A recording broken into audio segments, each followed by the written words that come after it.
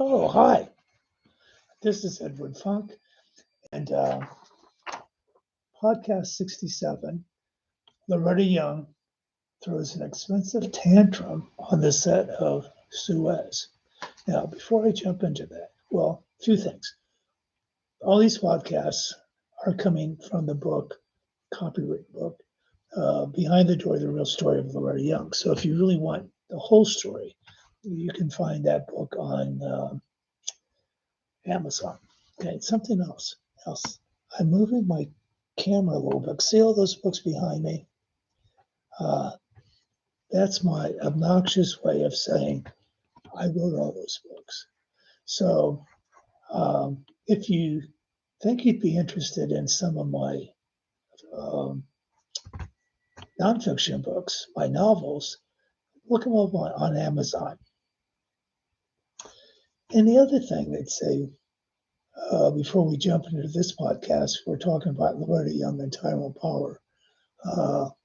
One day I was in Loretta's living room, and she had like I'm looking at some other things in my house. Anyway, I picked up a book, George Hurrell, who I think many people would say was the best portrait artist in the golden years of Hollywood, and it was a collection of his best pictures. And on the cover, there's a picture of Loretta and Tyrone Power. And I opened up the book, and then the flap. The inscription was, Loretta, the reason you are on the cover is because you are the most beautiful of them all. Signed, George Hurrell. Okay. Now, this podcast, we've got a little bit more about Tyrone, but then, well, I'll just leave it at that. So let's go. Darryl Zanuck decided to give Tyrone Power his big chance by casting in Lloyd's of London, and he wanted Loretta to play opposite him. She was crazy about Tyrone, but unwilling to accept the role. She considered window dressing. She explained, I was looking for women roles, and Zanuck was using me as the leading lady. When I went to the Zanuck and told him that I wouldn't do it, it became a shouting match and ended with me slamming the door on my way out. Anyway, I walked out of the picture and he took me off salary. I was going out with Eddie Sutherland at that time. He was a director from Paramount. His films really had gone all the way back to the silent days. He directed some of the Keystone Cop movies, and then he went on to direct films with W.C. Fields and Abbott and Costello. Anyway, he said to Loretta, you know, Zanuck could keep you out of this business forever. You need Myron Selznick to represent you. Myron was the brother of David Selznick, who had produced Gone with the Wind at the end of that decade. Anyway, Eddie then arranged for Myron to come to my house the following morning. Myron arrived in his big limousine. I told him what had happened, how unhappy I was with Zanuck, and that he was using me as a stock crow. He said, all right, what's your goal? What do you want? I said, well, I want to finish my contract and leave the studio. I don't want to work for Zanuck anymore. So he arranged with meeting that afternoon with Zanuck. Myron did all the talking. I think he did get me some more money, but that wasn't really my concern. I wanted better parts. Whatever the problem was, Myron seemed to be able to straighten them out. What Myron did for me was to take the whole burden of ever thinking about Darryl Zanuck off my shoulders. Myron Selznick was the industry's first super agent. Loretta continued to see Tyrone, she related. It was more than a casual dating. It wasn't exclusive, but I dated Tyrone more than I dated anybody else for a couple of years. I'm sure that if he'd asked me to marry him, I would have. She was cast again with Tyrone in the historical epic SUEZ. Loretta wasn't reluctant to display her displeasure on the set of SUEZ. She recalled, uh, basically, I was playing second lead to the French actress Annabella, and I was furious. Note here, Loretta did receive the top female billing, so even if she saw her role as secondary to Annabella, she did get top female billing. Now back to Loretta's voice. I only went ahead with it because I needed the money and I was working with Tyrone again. I did some things in that picture for meanness, just to get back at Darryl. I had long fingernails, and of course the costume designer wanted me to cut them because they didn't wear their fingernails that long at the time of Empress Eugenia. I refused. And in close-ups with Tyrone, I put my hands all over his face just so they could be seen on screen, those long fingernails. I also insisted on wearing a white dress with a huge hoop skirt at the royal tennis match so that I'd stand out from all the extras. Zanuck objected, but I prevailed. That rankled Darryl, and he issued a new ultimatum stating, after you make your wardrobe test, you cannot change one single thing once the tests are okay. So to test him, I decided to carry a handkerchief in a ballroom scene, which had not been tested and okayed. I said to the assistant director, send someone up to get Mr. Zanuck. Tell him that Ms. Young wants to carry a handkerchief in the ballroom scene, but it was not tested and okayed. My intent was to rankle him as much as he had rankled me. As it happened, Darryl was on the polo field that afternoon, so of course they couldn't get me an answer until he returned. Everyone had to stand around on the set for hours, and that just suited me fine. Tyrone headed to Mexico for vacation after SUEZ wreck. Annabella followed him and became Mrs. Tyrone Power in a Mexican wedding ceremony. Loretta reflected, at the time, I was really devastated because I thought he'd asked me to marry him.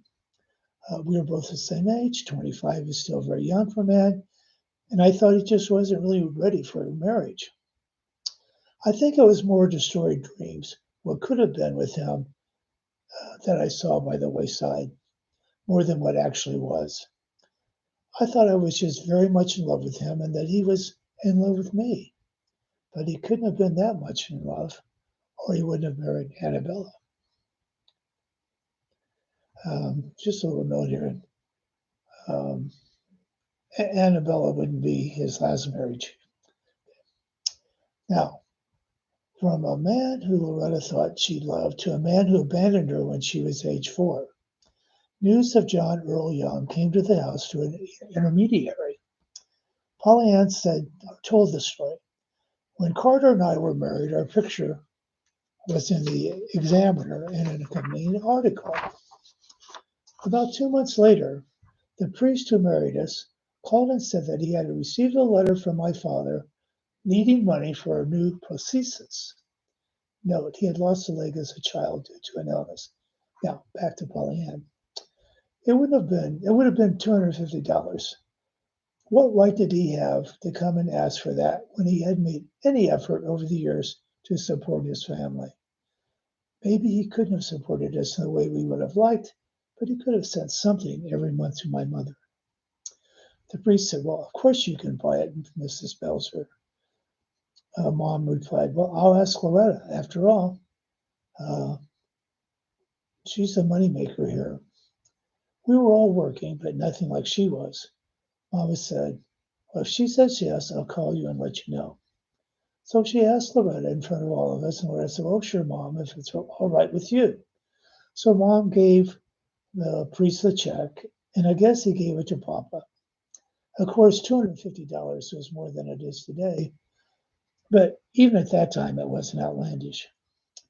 Years earlier, Gladys had initiated a plan where they sent a monthly check to help support their grandmother, Young.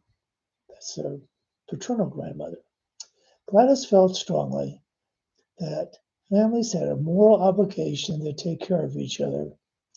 Soon after John Earl Young had reemerged, Gladys decided that they should send money to him on a continuous basis and call the girls together to discuss the matter. Loretta recalled the spirited interchange. I said, well, I don't want to see him, and I'm not going to give him any money. Mama said, well, you don't have to see him, but he needs the money.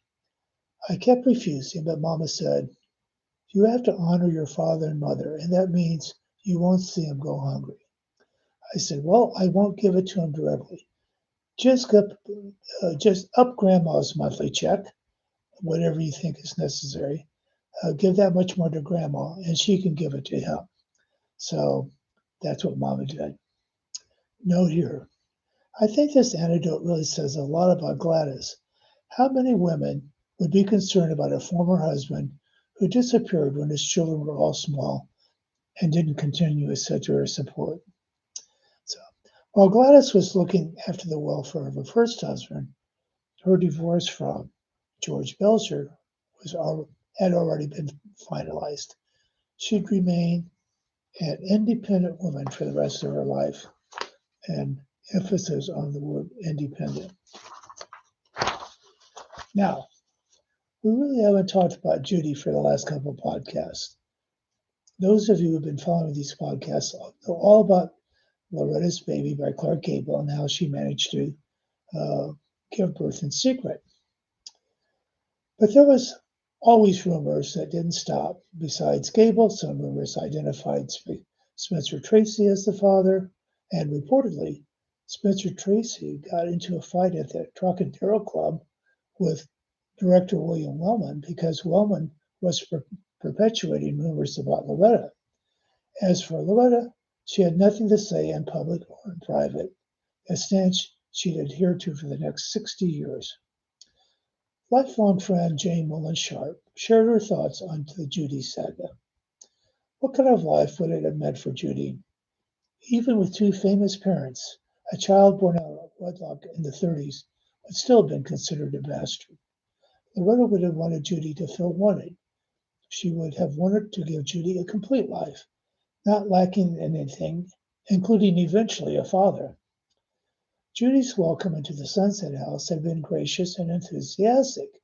She and her new nurse occupied the luxurious suite that Pollyanna and Sally had shared. Now, I have a little note here. If you read Judy's book, she describes her childhood room. It makes it look like she was in a very dark garret, kind of like Cinderella. But it really was the suite of rooms that Pollyanna and Sally had shared. Okay.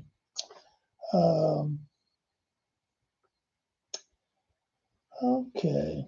Where am I?